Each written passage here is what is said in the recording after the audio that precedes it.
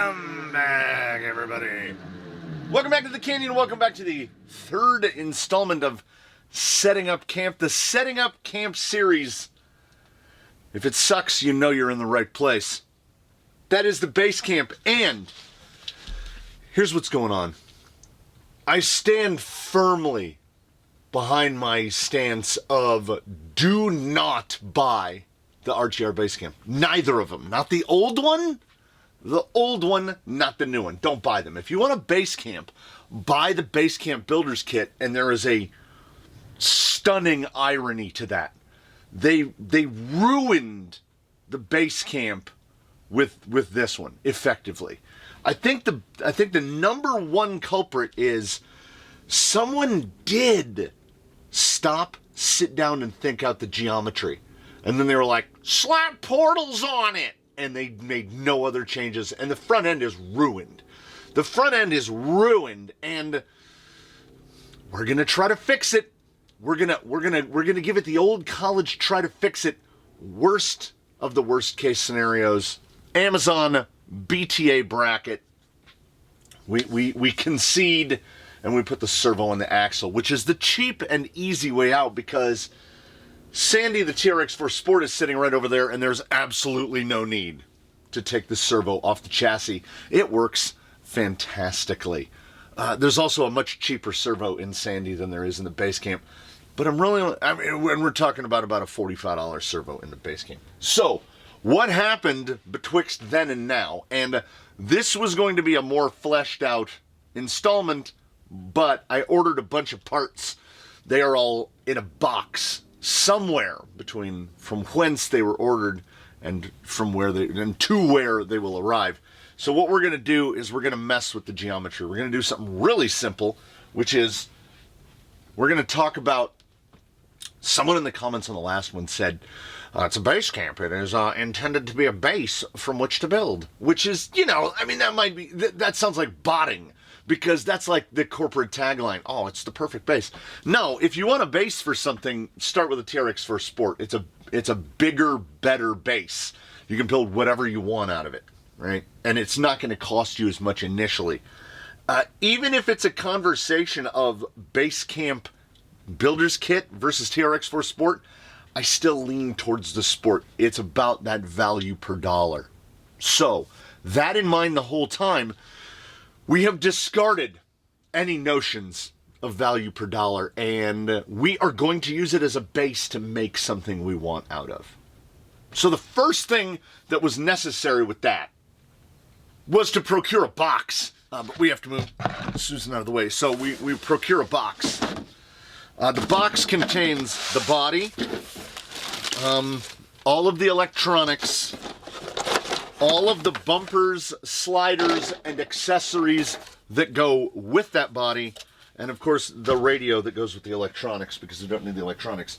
Somewhere here on the bench is a little container, and I'm desperately searching for it. Here it is. And inside this container is most of the pieces that we have removed from the BaseCamp RTR. This, right here, ladies and gentlemen, this is why you don't buy a BaseCamp RTR. Because you are all but invariably going to remove all of this stuff, really eliminating all of the RTR factor.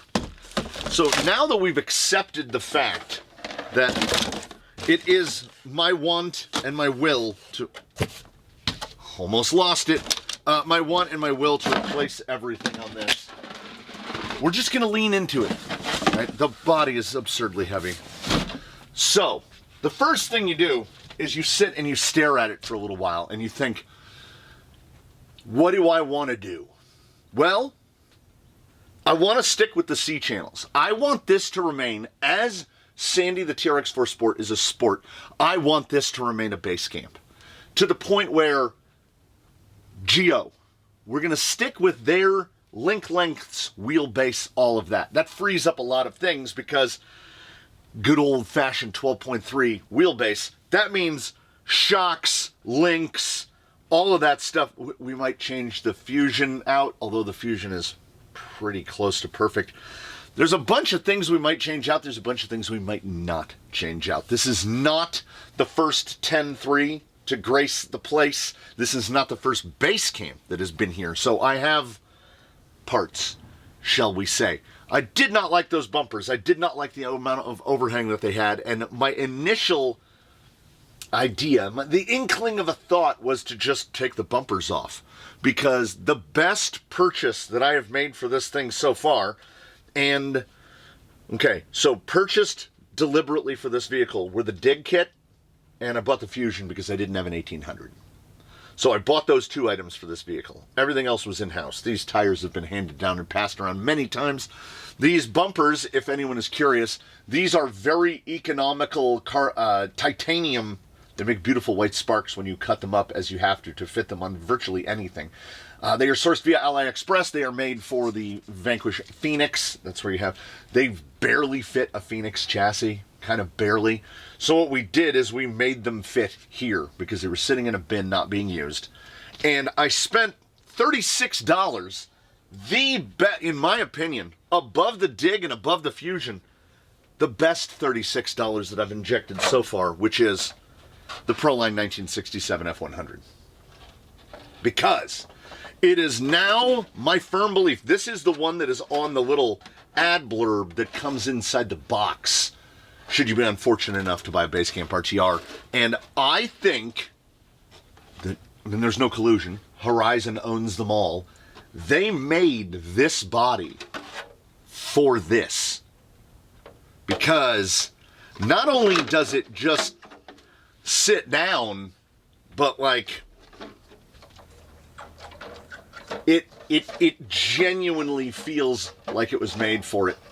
And you can't really get it to sit down any lower, so angry Lexan noises are going to be at an angry minimum, and I'm 100% fine with that. So carved up the titanium. This one's actually broken right there. It doesn't matter. Does it look good? Yeah. It's going to get patinaed out. It's going to get the whole thing. Look at the axle sitting off to one side. And the reason behind that, I'll tell you right now, is the Panhard mount for the portal axle is down there. The Panhard mount for the straight axle is way up here. So imagine that link straighter out, and you've already fixed quite a bit of the problem. Look how far. You have to take the tires off to mount a body on this, because the axle swing is so severe that you think, oh, I've gotten the body off center. There's a brass front mount on there for reasons that are singular. I had it. It was here. Also, I wanted to mount this bumper, which does not fit this thing at all. And you will notice the quality of construction of an AliExpress sourced titanium bumper.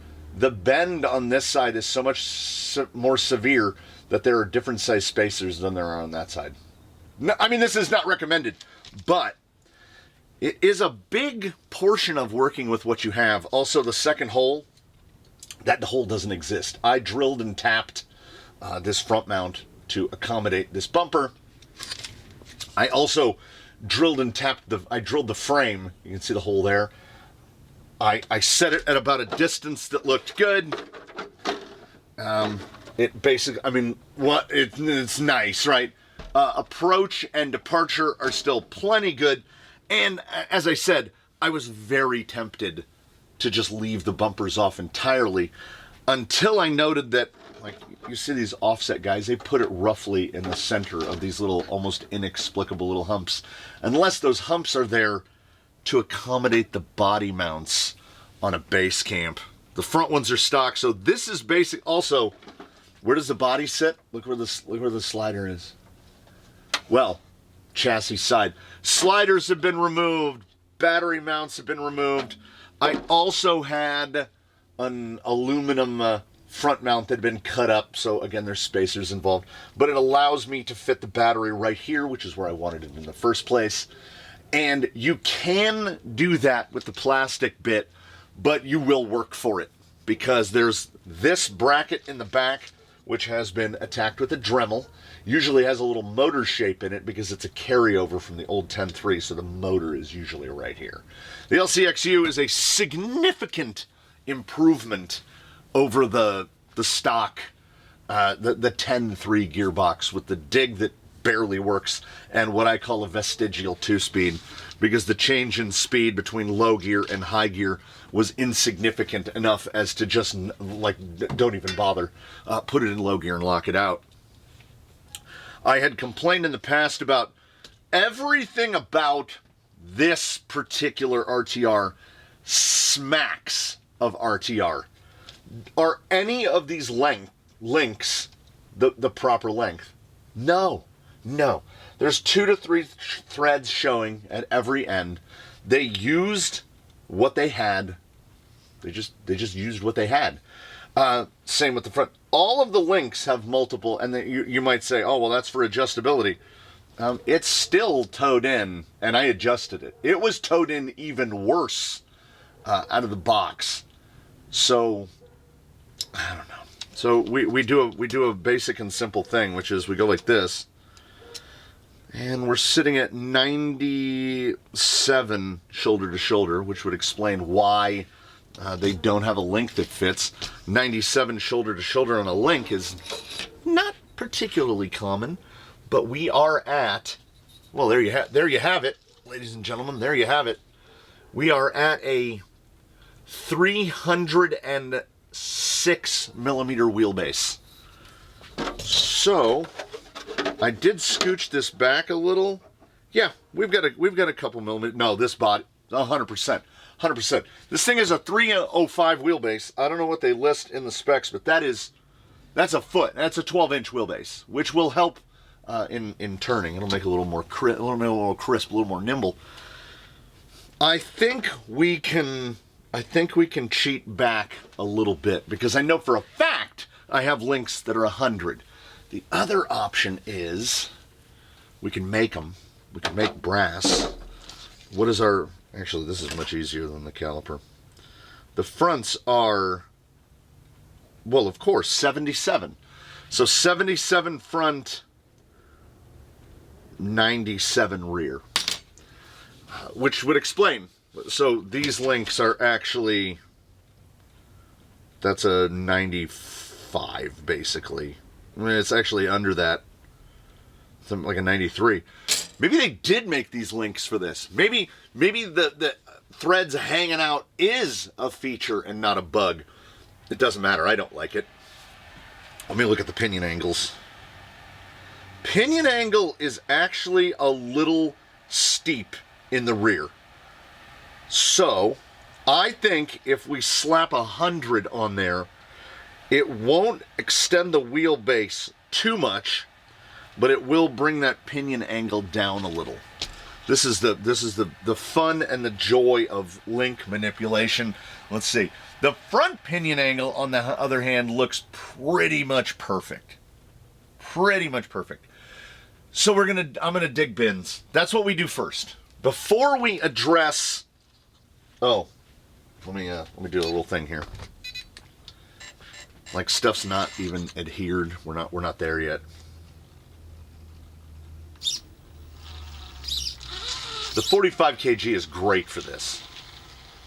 Also, the old deep woods are, Luffy, Kevin. The old deep woods are pretty great on here, to the point where I also think they look pretty solidly great with the F100. I think we might just stick with the deep woods, but there's no guarantee. The rack is full of tires. I had contemplated making this guy into a class 1, and then I threw the Pro line on here, and that's at full squishy. But the shocks are going to be changed for sure, because it sits way too high. I would like it to sit about there, and on hundreds, that's bottomed out. I would like it to almost sit where it's bottomed out. I am going to dig. We have choices. Those are hollows, if I have to go with hollows. We've got some high clearance. Here's how it does. We take this guy and we just keep measuring him until we find something that's close. and then we make front links and we make rear links. There's a little double bending. Is it close? Yeah, that's 100. We'll find those links. It's a joy. It's a joy to behold. And then what we will do is we're gonna try. We're gonna make that effort, which is, no, we need a wheel off. We need a wheel off so you can see it. This is definitely more parts bodge than it is hack. They decided, they landed on a servo placement, and the stock piece that goes right here that has mounting holes for 3 servos across is idiotic because the frame, I don't know how well you can see, the frame is cut right there to clear this servo. I didn't cut it, it's cut like that. The other side is not cut, so you can't fit a servo in that mount position on the other side, and I don't know what a servo in the middle is going to do. So that triple bracket, unless you want to mount a winch there, it's far more sensible to mount a winch here, and the stock bumper mount has these exact holes on it. This one is just brass because I wanted to drill it and tap it to hold a bumper, and you know, now we have nothing to worry about. So many decisions were made that are not in the best interests of the vehicle or in the best interests of whoever happens to buy it. So when we attach here, look at how the drag link goes, and all of that is to clear the servo horn, because at full compression it goes right behind the horn. Now, does it need to? Does it need to? It is all but certain that this Panhard mount is going to have to be replaced. And that's fine, because if we put a spacer on the servo horn, because we're working towards parallelisms. They got reasonably parallel right here, but not. You see how they diverge? That was all a consideration to clear the horn. Right? So if you ran a little bit shorter of a horn, it would pull this back. But they are also supposed to be parallel with the axle, and they are not. They trend backwards at about, 10 degrees. And what that 10 degrees does is it all translates to axle swing, which is as the suspension compresses, you can see the tire move. Well, just look at the angle of the shock. It doesn't have bump steer on it because the drag link and the Panhard bar are effectively the same length. They are not parallel this way. They are roughly parallel this way, but not quite. And they are not parallel to the axle. This is not super complicated stuff. If they had gone with a different method, if they'd gone with a vertical Panhard mount, a la Element, to where it's adjustable, they could have adjusted out this nonsense. Because so long as the Panhard bar does not strike a very flat-topped axle at full compression, then we're fine. All of this is to dodge the servo horn. I'm going to make every effort not to move that servo horn. I might have to fabricate a new Panhard mount. What I'm going to do is I'm going to dig through the bins, and I'm going to hope to find a Panhard mount that I don't have to fabricate for. And if it requires us to drill another hole or two in the chassis, then we drill another hole or two in the chassis. I would like this not to be just an exercise in, can we fix it? But an exercise in, I hope this helps you fix it as well. So, right, I'm an enemy of sliders, so those are gone. We're going to need these spaces because a winch is going to be going on. That's a big part of why the bumper went on. We need a spot for a fair lead. We'll be building a winch in another separate installment that features this guy because people have asked for that. So we will get to that. But the first thing is first. I'm going to push the button on the record player. We're going to turn the music on. I'm going to do the fantastic, the lovely process of digging through the link bins. And what I wish above all other things is that I had more of these fittings so I could just build the links and not have to take these apart. But I have to disassemble these to reassemble the new ones. And then we will tackle this front end. And it looks, I'm just staring down at it right now, and I'm going, a servo horn change is pretty much a guarantee. And the problem with that is, look at the, the clearance is nothing. And I can lower the servo down. I'm on 5mm spacers right now because it was ground down. It used to have the spacers built in. I can go to 4s and come down about 1mm because this horn clears the chassis rail by about the thickness of a sheet of paper. And most servo horns, particularly clamping ones, they don't have that little offset down like that. We actually need one that has holes a little further apart than this, and we are working with this is a 20. I would like to go to 22 or 24, something out of the bin. We will certainly get to that. For right now, I'm going to pull all these tires and wheels and tires off. And also, as I've decided on... I hate these wheel hexes. Somewhere over here, Russell. Aha! Cemex 6mm hexes. I do. Axial, I guess. Well, one could say they operate from a position of, oh, everybody's just going to use plastic wheels forever. That's why we have, they're not serrations, crenellations? Whatever these little ribs are that are designed to hold onto a plastic wheel on that wafer-thin hex with axle stub installed, which will actually stop some wheels from sliding all the way down. Some, not all. Putting your wheels on and off, it gets a whole lot easier when you spend about $8 to $10 on a set of wheel hexes. So, pulling links, I wish I had the shocks today, right now, but I don't. Again, on a box somewhere between there and here. I'm going to change links, and then we're going to go through making our best effort to correct this. It's going to be a blast. And then we'll drive it a little, and we'll yell at it a little, and then we'll go and we'll do something else. So links are in place, and I hope to get into the full depth of it before it all escapes my brain. There are the stock links all removed. You might notice that there are 5, 2 short ones and 3 longer ones. Yes, Virginia, the rear lowers and the tie rod are the same link. Kind of smart on the one hand. That's a cost-saving measure. Other cost-saving measures include, I mentioned these, the ubiquitous axial hex. These are stamped out of aluminum. And like stamped. What chunk punches them out.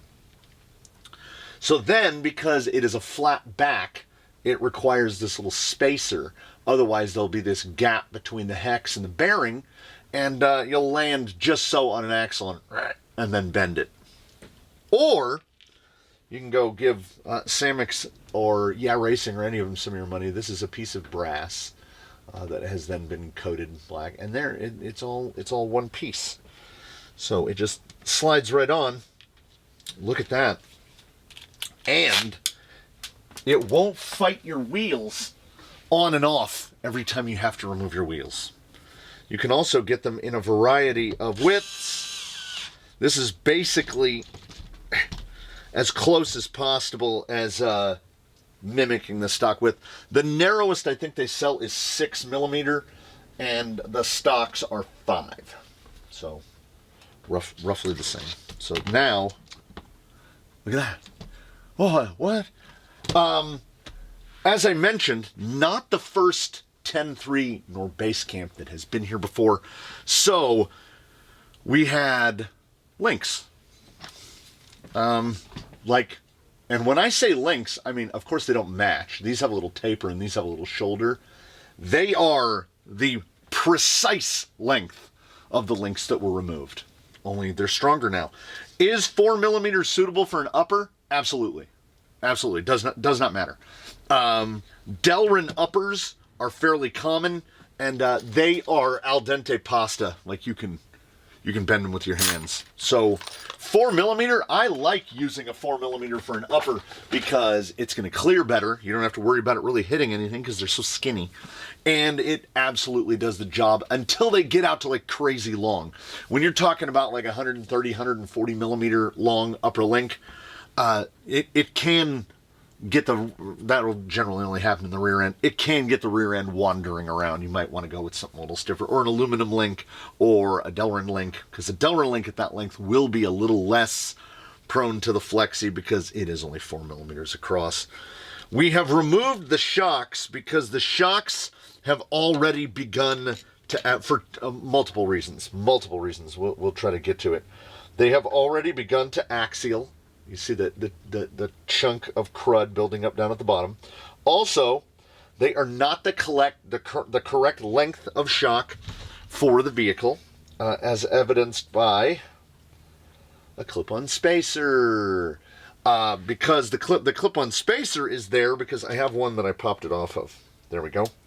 With the clip-on spacer removed, the shock bottoms out long before the rod end hits the shock body. So if I can hold it up, that's why the spacer is there. The piston is hitting the top of the shock.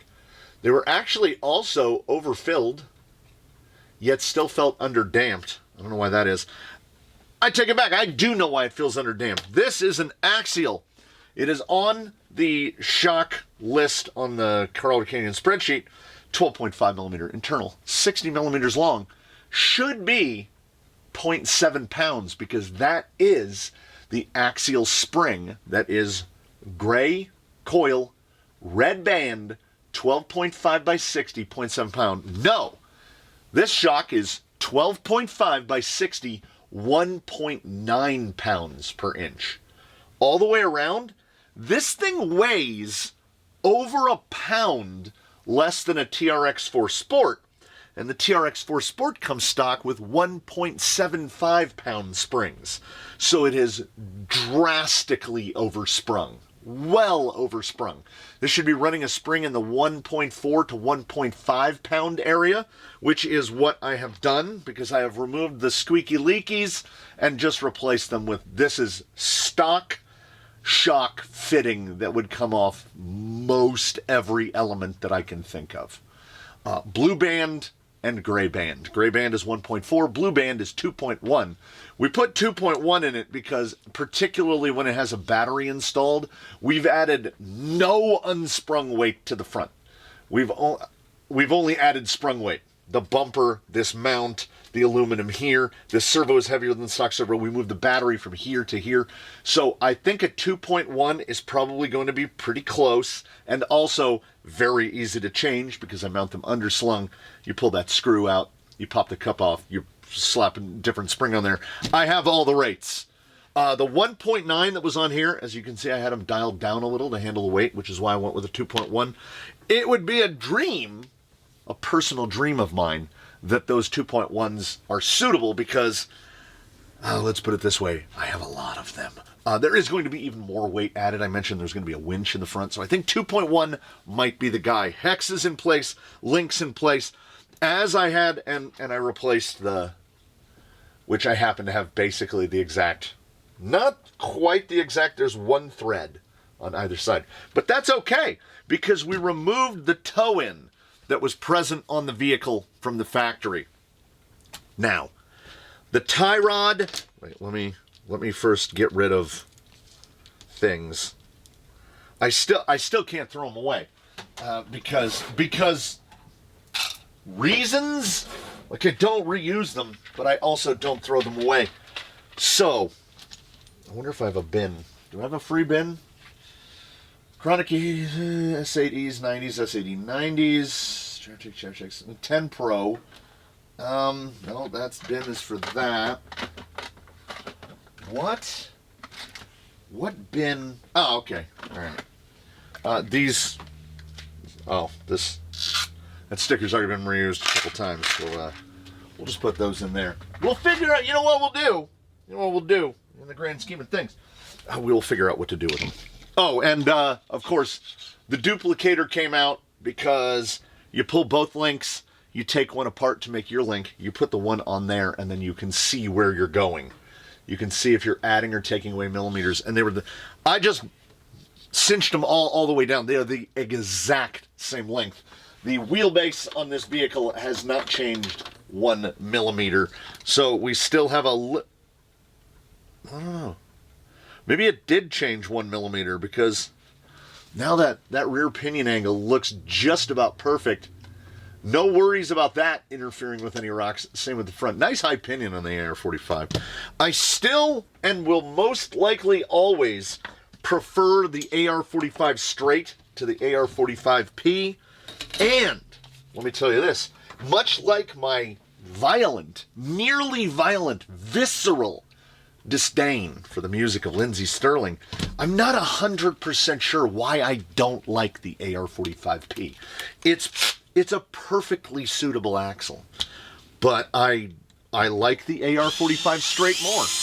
And sometimes we can't explain or articulate why we like or dislike something.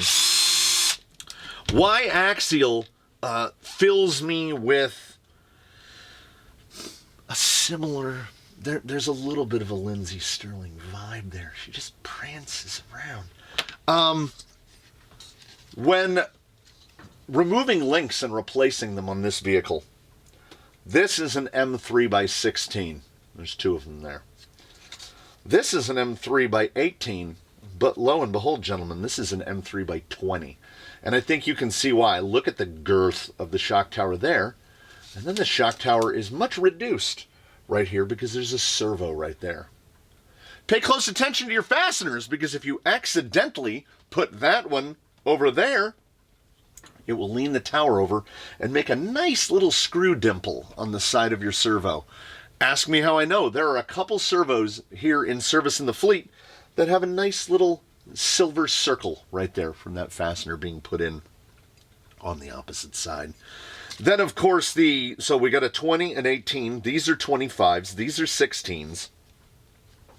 This one is a 12. This one looks like another 25. And then we do things like, if your drag link looks like this, you messed up, right? We're not trying to double offset everything. It is double offset in an attempt to maintain parallel. But realistically, they would have been better off having it flipped so that it is offset this way, and then the other side is offset that way. So a ziggy-zaggy. The ziggy-zaggy would have kept it more in line, but it will also make your steering irregular. Your steering throw will go, whoa, whoa, whoa, whoa. This is what happens when you just say, well, we already have this part, and we need a part that's very close in length. Just throw it on there. Just throw it on there. It doesn't matter that the vehicle shows up like a 1/4 of an inch towed in, which is not great for the handling overall. Neutral toe. Basically try to start at neutral toe. We want the stubs to just straight line it up on a ruler. And you don't have to get like touring car crazy on this. Literally just turn this, look at this one, look across to the other one. It's usually not far enough for the parallax to come and bite you. You will get it pretty much sorted out.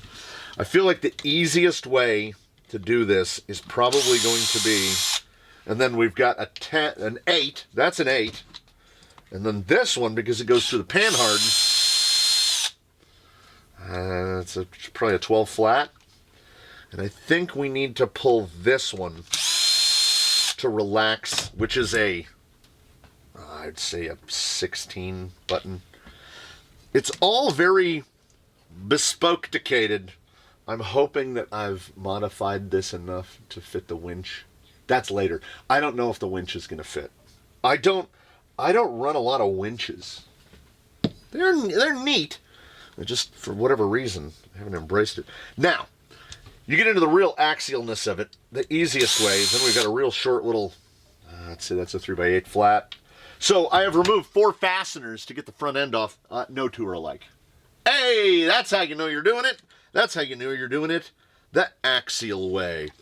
To remove the axle side Panhard mount, so we got to take out a 20. That's 5 for 5 if you're keeping track. 5 fasteners removed, 5 different lengths. We're about to remove the axle side Panhard screw, and I can all but guarantee it's going to be a completely different length. It is a 14! So we have 8, 10, 12, 14, 16, and a 20. 6 for 6. Now, we can look at the absolute horror that is this Panhard bar. So this is how it sits on the chassis. So instead of, for whatever reason, just mounting the Panhard mount further back so that we don't need a spacer and then an offset link to move it over. And then this is offset again, so imagine the servo horn is right here. Then we're going to kink it back. But if we'd kinked it back more, we could get into a parallel line with the axle. But the kink has already ruined us. Because as the axle travels, it's not traveling linearly. It's all bad. Is that a separate spacer or is it part of the mount? No, of course it's a separate spacer. So they are actually operating on a setback of, where'd you go? Where'd you go? Where'd you go? It's hiding over there. When I was measuring the spring rate and yelling, I was yelling as I measured the spring rate at the 1.9.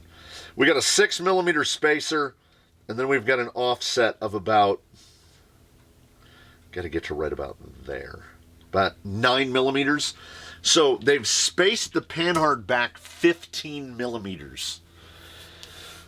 Oh, I don't know. The one thing that they did do is they make this out of, yeah, it's metal. It's so light. Aluminum light to the point where it felt like it was plastic. These were originally plastic. You can still get axial parts trees that have this on it in plastic. And I want you to think about a 6 millimeter spacer and then an offset end. It's putting so much side load on it, and then it is single shear. It mounts in 3 bolt points, but all the strength needs to be right there, and it's not there, so you just shear it off. They don't shear off on the aluminum. You cannot remove a weak link. You can only move it. So then what they did is they went down to a single shear point on the axle side, and then it would just rip that completely off. So their fix was to put these 3 little star-shaped, we could do those little stiffeners, not address it. I mean, if we're going to redesign a housing and put these ribs on it, raise the Panhard mount up. I mean, come on. But no. I worked in pest control for a while. Not pest control, but termite. I did drilling treats on houses, structurally and in the sub, drilling the slabs, treating walls, prior to tenting, right? Usually for homes that were for sale. And you learn something very early on in termite control. The house in question could be infested with any number of vermins. And that was not our responsibility. We were there on a termite truck with a tank with termite chemical in it. We weren't there to kill ants. We weren't there to kill silverfish or rats or roaches or whatever was in the house. We went in there to treat for termites and then we left. And there it is. Panhard mount shears off. Well, we'll just put some little ribbies on it. We're not going to correct the fact that we made the geometry wrong from the very beginning. We're not here for that. We're here to stop the Panhard from shearing off. And then we're going to leave. And Axial moves from every component group of the vehicle to the next, fixing that minimal thing. If they ever even fix it, how hard would it have been? They're making a new part. You can't use the same mold that the plastic comes out of to make this. This could be right in line with that hole, and then it doesn't need a spacer on it anymore. The geometry is still wrong, but we've fixed this part, right? But instead, it's reduce, reuse, and recycle, because then we can keep the bottom line just a little bit higher, because we don't have to make a specific part for it. Or the craziest thought that we'll entertain today, they could have made it right in the first place. I know. It's almost ridiculous to even think about it, because if we're not here trying to now I gotta keep my 18 and my 20 separate so I don't stick a screw into the side of my servo. I know, it's crazy. It's crazy to think that anyone would do this. So, pardon me, sign, I kind of popped you out a little. Here's what we're gonna do. Here's what we're gonna do. We are going to set this thing. I basically go for links level. This is the important part, guys. This is the important part. I need a little bit wider than that, I think. This calls for foam spacers.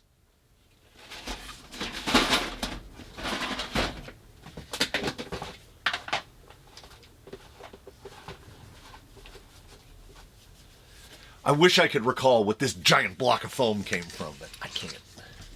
So we'll go like that, and probably these two. There we go. It'll lift it up enough. There we go. So now it's gonna sit pretty much right there. Okay. So that is about where I want it, and that is an about. The pro tip is it doesn't have to be Mr. Penn, but Mr. Penn does make a fantastic set of rulers, and there's all sizes. There's whole bunches of sizes, and the all bunches of sizes works out great because we're going to go from the side of the chassis rail to the hole in the kingpin screw. Right now, the right-hand side, which is the left-hand side because we're looking at it from the front, is 29.5 millimeters from rail to kingpin. And right now, this one is at about 24. This is where your eyes will lie. Because when I sit here and look at that, I go, it seems about right. That's pretty close to where we need. No, it is 6 millimeters. Well, it's effectively 3 millimeters. It's half that distance. 6 millimeters off. So 3 millimeters off to one side. So we need to be maybe there. Now we'll look. Now we're at 25 and 26. 26. So very close. Now, close enough that we can get the distance we want via the Panhard. If possible, turnbuckle Panhard using an old-timey 3mm turnbuckle for a Panhard is, in my estimation, optimal. So something that looks like this. Because then you can make these fine point adjustments in very small increments to try to dial all of that bump steer and axle swing out, whichever you might have. In this event, it is 100% axle swing. It doesn't bump steer because the Panhard and the drag link are the same length. We will get into a minute about how you can kind of fudge the drag link length. Panhard length is fixed. It is going to determine the way that the axle moves. Will we be able to dial all of it out? I don't know. I just know now that even though we're going to pick this up and destroy, we want to be right about 25 millimeters rail to kingpin, both sides. 25 millimeters, about an inch, is a real nice place to be because it's not some odd arbitrary number that we're going to have to deal with. Because what we have to do is we have to look at this Panhard mount. We have to look at the location of where the Panhard mount goes and that we don't have a lot to work with. There is a hole here and a hole up here because what they've done is they've given us this thing which sits down over like that. So the first thing I'm going to do is look at it and say to myself, is there enough meat on that bracket for me to tap another hole and mount something into this properly? Because what I'm doing right now, I'm looking across the chassis. I'm looking at the relationship. Here is Mr. Penn. We'll go with a long one. Right here, there is the plane that the Panhard mounts to on the axle, right? So I'm looking at where that is relative to the chassis. And it's not perfect, but I think it might be close enough. I need to bin dig here for a moment to see if I can find what is required. Did I go through the bins? Yes. Did I also then just start fabricating stuff? Well, I got the aluminum, I got the bauxite fingertips, and there's the mock blue goo. So you know I did, because I was looking at it. Well, first what I did is I dug in the bins. There's our guy, right? The infamous guy. There is the guy from whence that guy sprang. They literally just made the plastic part in aluminum. No changes. Meanwhile, if you get an aftermarket one, like a cheap one off of Amazon, look at that. It's got the spacer built in now, so it moves it further back. So we at least don't have to run a spacer. It does nothing to correct the geometry. They just copied the existing one. So my initial thought was, zoop, just zip that off, tap a hole into this. There's not a lot of meat, and also, like, the weight of the plastic and the aluminum are way too close. This one has got a little bit more meat, but I didn't want to just ruin it. This is a perfectly functional part. We can ruin some plate aluminum, not feel guilty about it. So what I did is I started by, again, placing that 25 millimeter spacing. And then I looked, there's a mark on the chassis and there's a mark on the servo horn for where the Panhard, the line of the Panhard needs to be. So we made this thing, which has there's a little bit of a dangus to it. I did not get this hole in the right place at all. Also, it's threading into like 3 millimeters of plastic. So we start with a big square, and I was like, well, I'll go to the shock tower. It's, I would go so far as to say it is perhaps borderline inelegant, but it is 100% functional. So let's get this. Is that a 20? That doesn't look like a 20. That's a 20. I've been making very sure to put an 18 on the other side. Also, there's a hole in the middle that probably won't get used. I feel like there and there is adequate support. This is an Element Panhard mount. I dug around. The Element Panhard mount comes in 2 pieces. There's another little kind of a Y-shaped piece that has multiple holes so you can raise and lower this.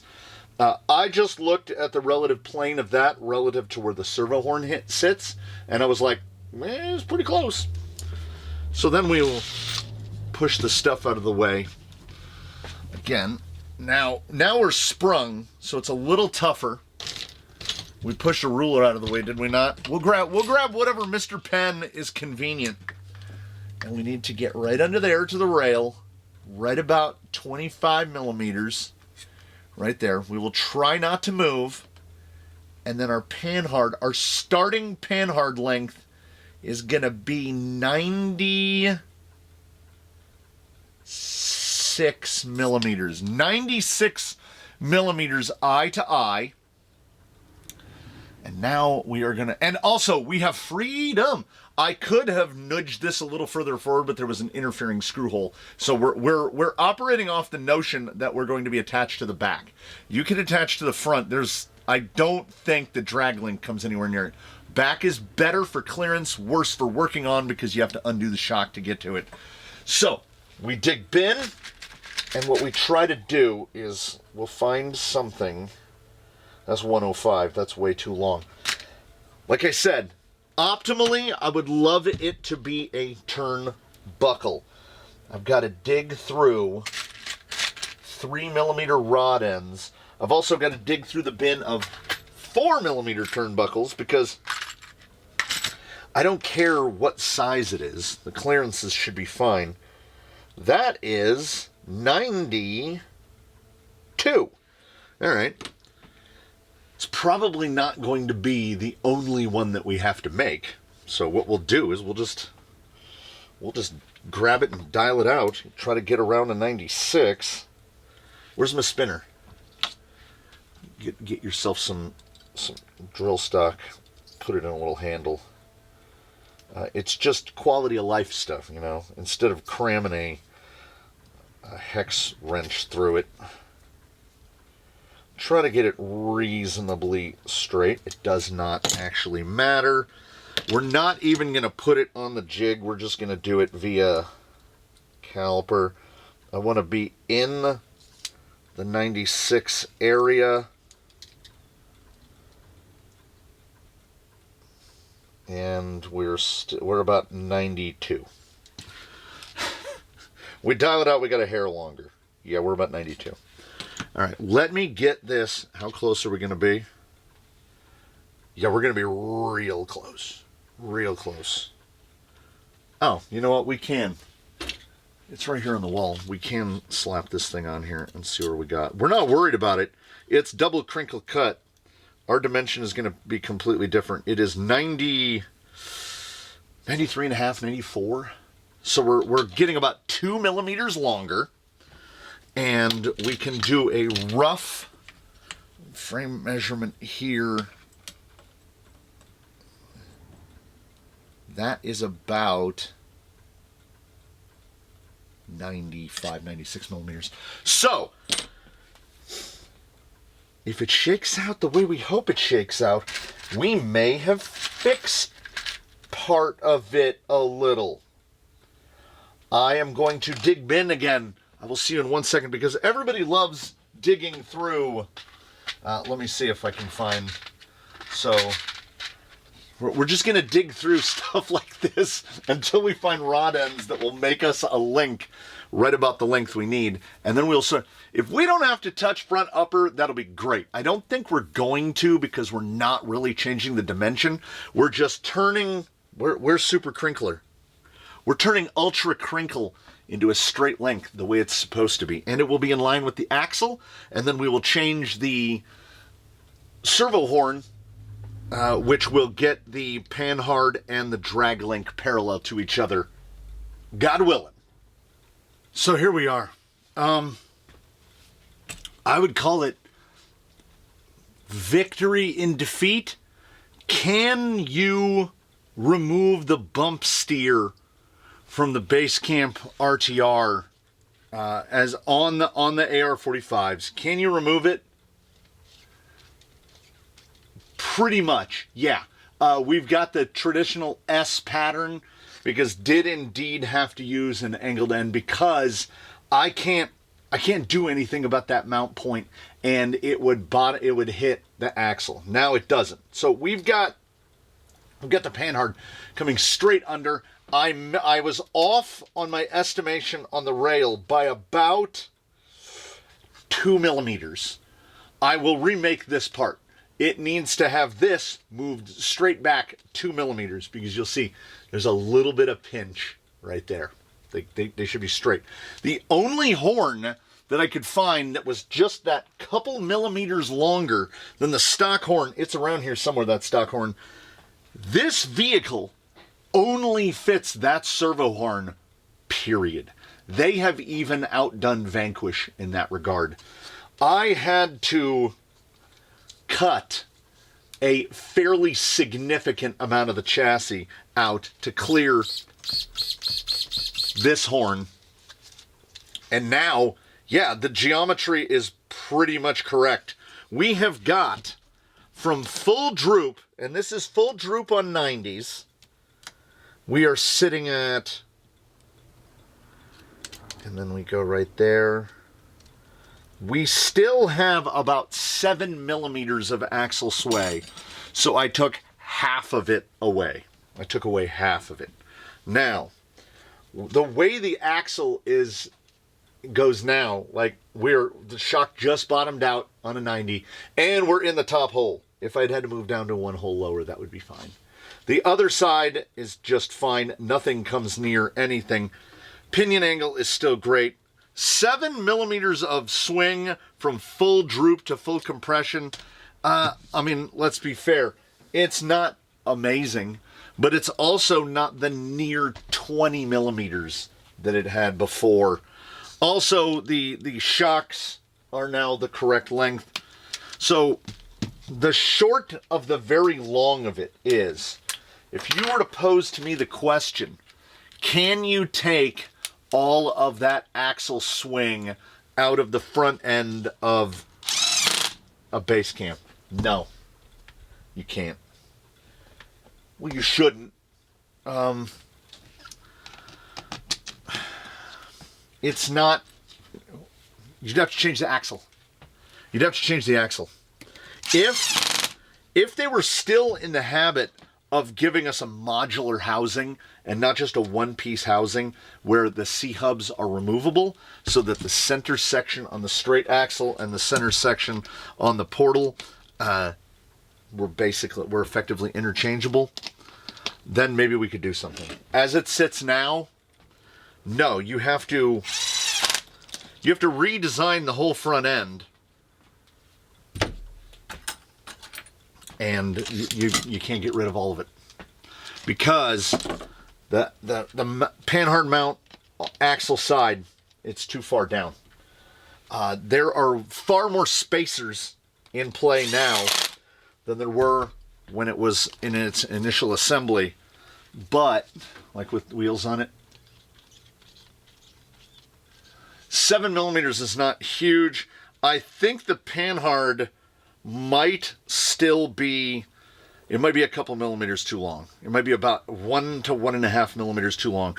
So it's pushing, it looks like it's pushing the whole front end over that way. We are at, it's really, your eyes will absolutely lie to you. 25 and 25.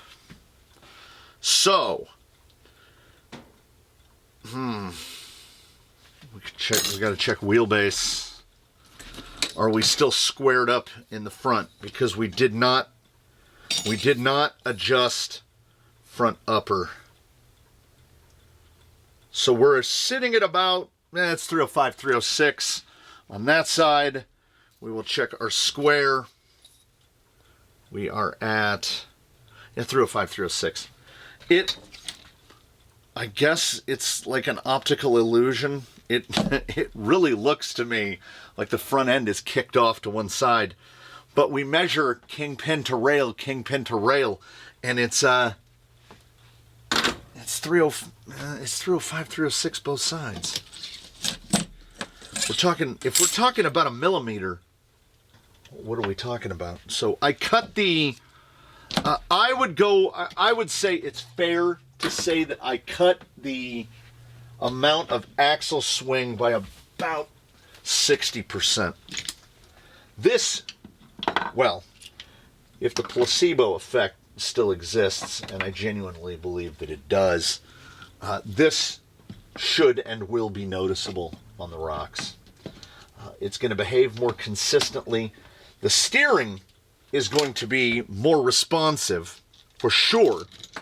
There's no way of working around that because now the steering has equal travel, and when the axle swings, I mean, there would be bump steer at full because it's going to try to push that more as the axle swings to that side, or the drag link was going to stop it from going to full steer.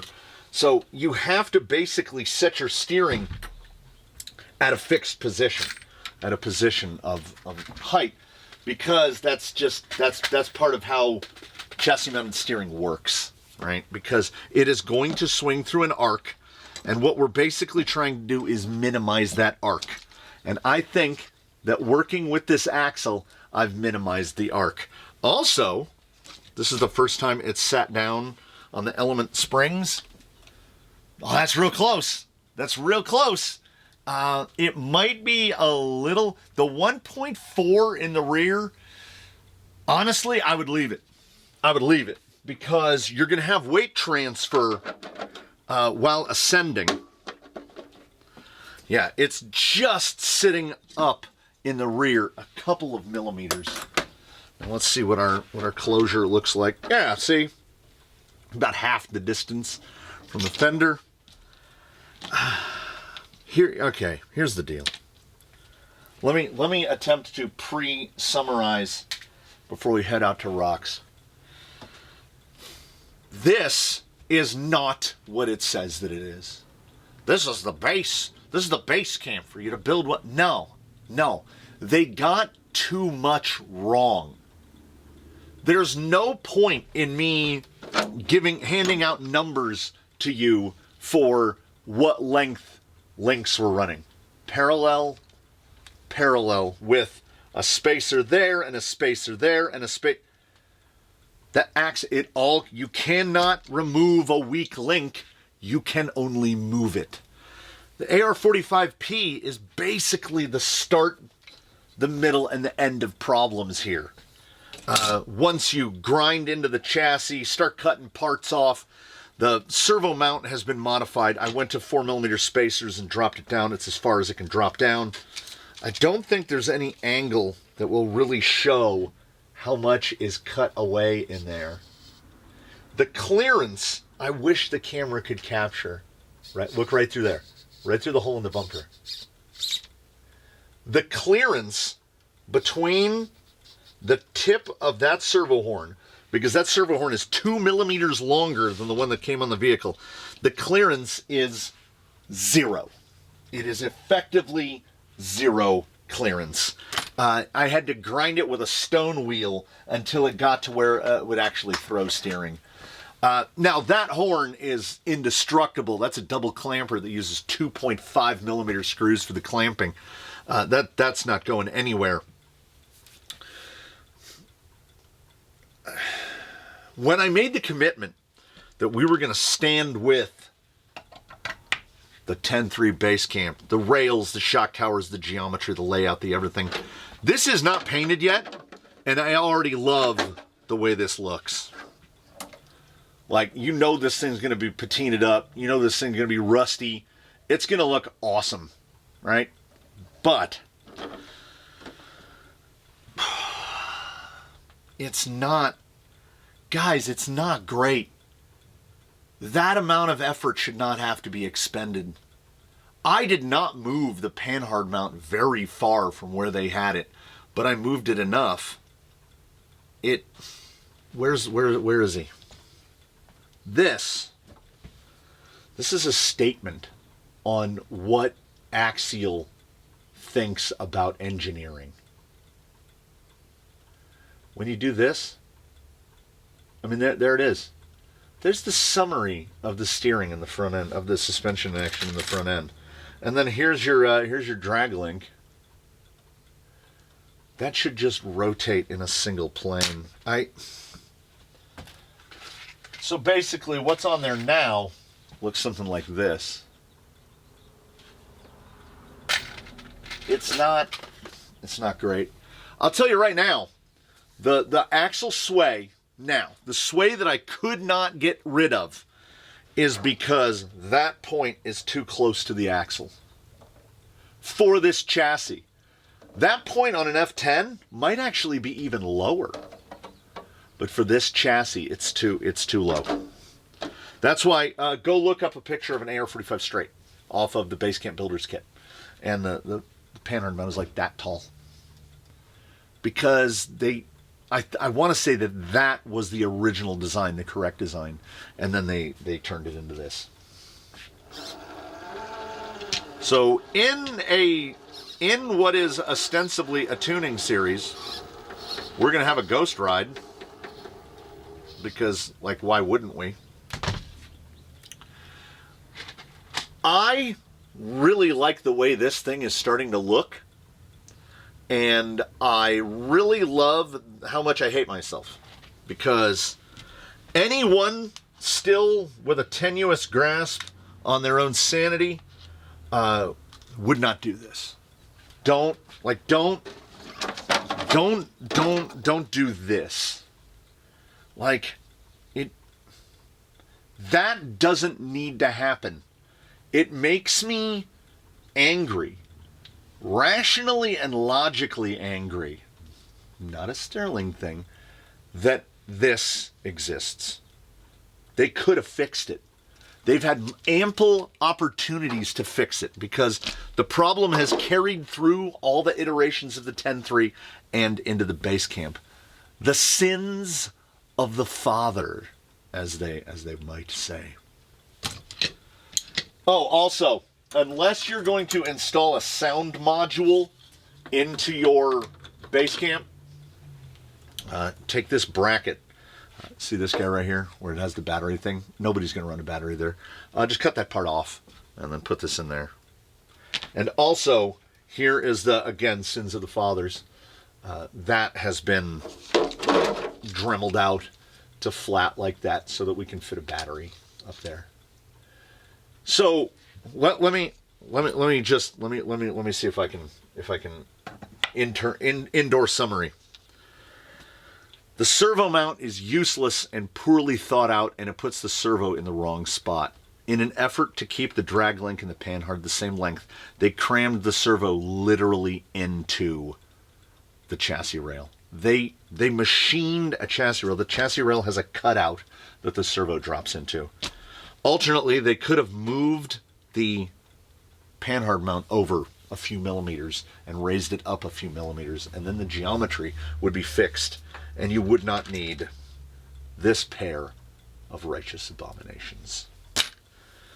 The chassis rails are dumb. It's got this drop off. That's where the chassis rail ends, right there. So you're stuck using this type of bumper mount. Also, you'll notice, because of the curvature of the chassis rail, do you see how much higher that hole is than that? You see the angle the battery is sitting at? Yeah, the whole servo tray is at an angle like that. There are so many things that need to be corrected that should have been corrected before this went out to where people could drive it out on the rocks. The BaseCamp RTR is not a basis from which you should build the crawler of your choice. The number of chassis options that I would regard as superior to this one is best illustrated by the infinity symbol. The only geometry I can think of worse than this is the Red Cat Ascent. At least they got the front link and the pinion, the front uppers and the front lowers and the pinion angles correct. And we don't have a comically large pumpkin with really stupid shock mounting positions and many other sins that exist for no other reason, presumably other than the continuation of sinning. There's no rhyme nor reason to the errors inherent to the Ascent platform. This one, I guess we chalk up to just laziness. They knew it existed and they kept doing it. But we're going to take it out and drive it as it is now, which is still a BaseCamp. That's an LCXU. That's AR45Ps. That is all the same link lengths, the same length. I should read the box. I should have read the box. Is this thing, do they claim a 12-inch wheelbase on this? So yeah, we'll bring the box in. I know people love when you read the box. Right there. Length, width, height, wheelbase, 312. Weight, 7.57. That is nowhere even remotely correct. The wheelbase is off by nearly half an inch. Then we've got other things. I think the highlight of it, where is it? It's on this side. The front suspension geometry of the BaseCamp four-wheel drive is optimized to reduce bump steer, while the rear four-link reduces torque twist. I mean, okay, sure. Normally considered an option part, Axial now includes a metal Panhard as a standard part. And you can see in this image right here, that is concern when you see that nice bend in it right there. Problems of their own design that could have been addressed at any point during the design, the engineering, the fabrication, any of it. The front end could basically look exactly like this with no issues, including using their horn. Just move the damn servo forward 2 millimeters. Football, they call a game of inches. The BaseCamp is a game of millimeters, and to mix metaphors tremendously, they're just these guys are punting on third down every time. To anyone other than Americans, that doesn't make sense. So I'll just phrase it as simply and as non-analogized as possible. They gave up. So what we try to do is, okay, I'm not outright saying lie to ourselves, but to some degree we lie to ourselves. We ignore what we had to go through to get to where we are, knowing that if we had taken some other chassis, we could get to the same location, right? A crawler is a gearbox and some axles and all other parts optional. You change whatever you want. You do class 1s, class 3s, class 2s, little skinny guys, big fat guys, whatever kind of tire, whatever kind of body you just want. A cab, do you want a buggy? What do you want, right? The world is your oyster, the sky is the limit.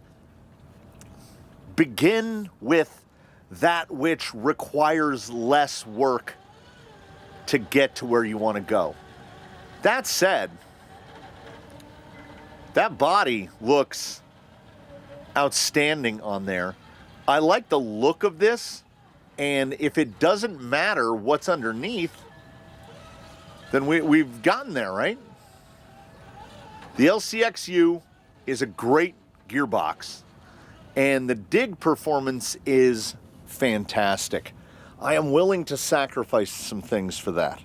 That said, if I'm building a vehicle that looks exactly like this, and I'm pointing at it vigorously right now, if I'm building something that looks exactly like that, if it's got an LCXU in the middle of it, pretty much every other part is changing. Now, that said, the wheelbase on that body matches the wheelbase on this vehicle pretty much perfectly. This is a 300 millimeter wheelbase vehicle. This is a 12-inch wheelbase. I've never seen that mentioned once, which is weird. Because all I did was swap links for links of the exact same length. How do I feel about it on 90s? Oh! Well, I mean, we got it out of the way, and we're gonna patine this thing ferociously.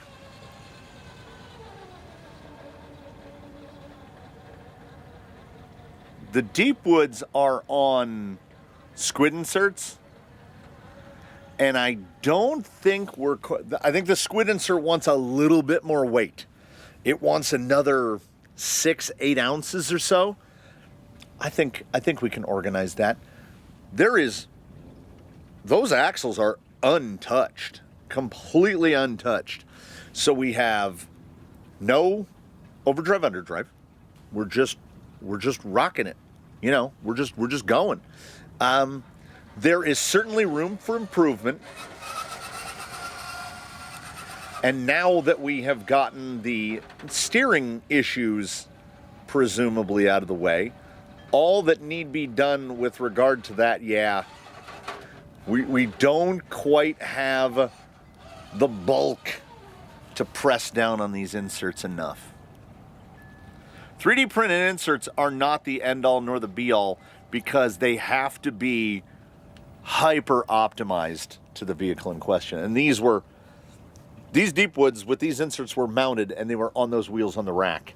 And everything that we had tried previously was not doing it. There we go. We can get there.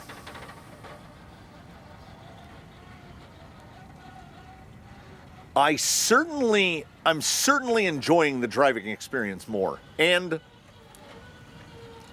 placebo or not, interpret it as you will. We've made changes significant enough that it is certainly driving better. Wheel and tire is the only point of contact to the ground. Oh yeah. Like let me get right here. You go shabow. That's not bad. And I mean, obviously we have the tightest turning circle you can have because LCXU dig is fantastic. Oh yeah. Feels good, man. And those AliExpress titanium Phoenix bumpers, I think they look pretty good. I'm not banging them into anything, which means we didn't mess with approach and departure appreciably. breakover should still be nice and good. We didn't do anything there. What we did do, I wouldn't even categorize as wholesale changes. There were changes I didn't want to make. I didn't want to have to completely redo the front end. But I also didn't want to drive a vehicle that would steer sharper to the left sometimes and then steer sharper to the right occasionally because the front end geometry was so bad. I think honestly, even at this weight, the springing is close, but it is definitely on the side of oversprung more than undersprung. Damping level feels close, but again, I didn't get into it. The insert will just, yeah. It's almost as if everything is just a step too firm. And we're real early in, so it's not a problem. There's so much that need be done. There's so much. You're effectively starting over.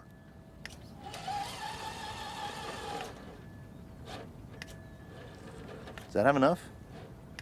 I don't think it is. Is that enough?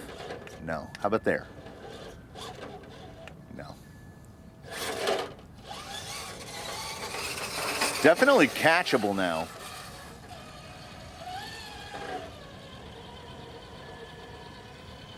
Oof. It's the best we've done yet in a tire, but it's also the first tire that we've put on there that was like not an OE semi-okay sort of a tire. I think the deep woods look real good, and if it's this with a different insert or something similar, if this is what stays, that's fine. I have no commitment on the wheels. This is a set of test wheels. It's not uncommon for test wheels to get turned into rig wheels all the time around here. If we see a combo that looks nice, and these are just blackouts with scale hardware. If these get thrown in here, that's fine. We order another set of economical Amazon 105s, and we repeat the process again. There's absolutely no angry Lexan noises at all. I don't know if we have enough to pull that ledge. I'm just enjoying the responsiveness of it. Okay, what if we try this way? Getting a little bit there. Can't tell specifically where that pirate noise, ship noise is coming from. It's a little oversprung, but that is, so far, that is the very easiest thing for us to address. Also, as a relatively frequent operator of toy cars, I would say that bumpers, for me, a bumper's secondary purpose is protection. Maybe, perhaps tertiary. Maybe the secondary function is looks good. Primary function, handle. How easily does it facilitate picking up that toy car and carrying it around? And these are fantastic. The stinger on that front bumper is a perfect 3-finger handle, and you can grasp it basically anywhere on the rear and pick it up. So that's all good. And we can get into stuff like this, little hang of the bumper there, nothing really bad. Yeah, we're gonna end up choosing, get up high, boy. We're gonna end up choosing the final tire for this thing based on dig. We'll see, whoever has the dig performance that I like, that's the tire we're gonna run. The deep woods is good. It was all ugly in the middle, but it ended pretty nicely at the end. The deep woods is a modestly okay dig tire. It's all right. There are a lot of tires that are better. Asymmetricality helps with dig, because what can happen when you have a lot of chevron to this? I mean, the Deepwoods is a swamper variant. It just doesn't suffer from as much of the swamper problem as a lot of other swampers do. I think because the lug orientation is a little tweaked, it protrudes out onto the sidewall a little more. We're big fans of the Deepwoods, but I'm running through my database and I'm thinking, are we running Deepwoods with dig? I don't think we are. I don't think we are. We have there's landmines on the rack. There's some groundhogs. There's an array of tires, and we will find the one that speaks to us as we go on in the process. And that is something like I can't come to you right now and say, oh, this is the tire for the BaseCamp, or that is the tire for the BaseCamp. Because there's your terrain, your environment. I had that. There's your style of driving. Okay, I'm on board. If the BaseCamp had come out of the box with this kind of, there's a predictability to it, but the suspension feels very untuned. The tire and insert don't feel super optimized. Pull down, there you go. If it had come out of the box like this, I'd be ecstatic about it.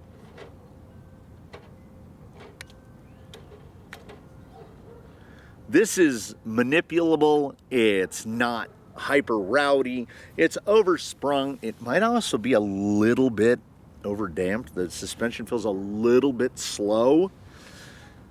Tires feel a little over firm on the insert. The Deepwoods is not particularly suited to dig, but these are all, you see what I'm saying? Are you picking it up? Are you picking up a pattern, which is we're in the midst of tuning something, and the thing that we're tuning is not the same thing that came out of the box. This is something else entirely. We've changed the geometry in the front end enough that it's super predictable in the front end. Like I only have speculations as to how they messed it up so bad. And we corrected it almost to the best of our abilities. You know, I'm going to look at that front end. I'm going to look at the Bauhaus stiffener piece that doesn't fit this axle housing because they put those ribs on. Can I make something like that to move the Panhard mounting position up about 5 millimeters, which would radically alter? It would basically eliminate axle swing. And I double checked the drag link and Panhard bar are 1 millimeter apart now. And they are almost parallel. When I refabricate that Panhard mount, they will indeed be parallel. So, as I said in there, when I was in a worse mood, I'm in a better mood now. As I said in there when I was in a worse mood, the Panhard, the front end, the geometry problems on the BaseCamp portal are not correctable. They are, but they're not. I'm not going to tell you to, you have to do too much. There was grinding of the frame. If it was a simple matter of putting on that Panhard, my fabric hobbled Panhard mount, and then changing the links, I'd be like, yeah, go for it. But you need to change the horn, and in order to change the horn, you have to grind, unless somebody is going to make a servo mount that allows you to move the servo forward about 2 millimeters, between 2 and 3 millimeters.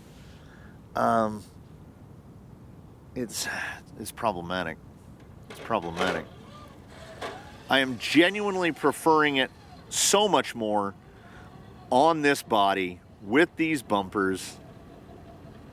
We will get into more of the tuning of it later for sure, because it still requires all that tuning to go on. I'm trying to hook edge right there, hook edge, then you cut back because we're trying to pull that rear tire through right there. That was a little wild. Will that settle back down? Yeah, it's actually, it's closer than it might appear in terms of the suspension. And those are not its shocks. Those are placeholder shocks because I wanted to set up the front end on 90s and not, they're basically 96s. I had thought that they were 100s, but they put a shorter rod end on the bottom to bring the height down, and then a spacer on it to take it back down to effectively a 90, but that just raises your ride height a few millimeters unnecessarily. So we brought the ride height down. The lower link replacement is not absolutely necessary, but I would at least say recommended because it's going to slide better. There's going to be less chance of the rod ends hanging up on rocks. There's no real drawbacks to bigger, lower links.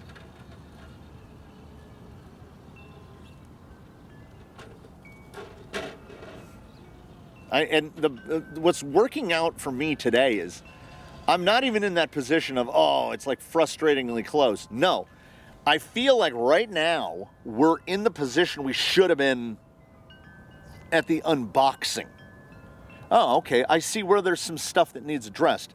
Springing, oil, maybe slap a little bit of underdrive in the rear axle or overdrive in the front axle because we do have some flexibility with pinions. I went down a tooth, so we're running a 13. There's a lot of adjustability in pinion and spur on this thing, so we can overdrive the front axle, underdrive the rear axle, get us that around 20%, which will allow us to, then we'll just change the pinion to bring the speed back down, like maybe to get another tooth to a 12.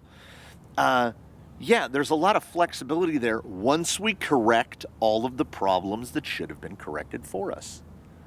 It's pretty good now. I think it might go end over end right here. We'll see. No, stayed on pretty nice.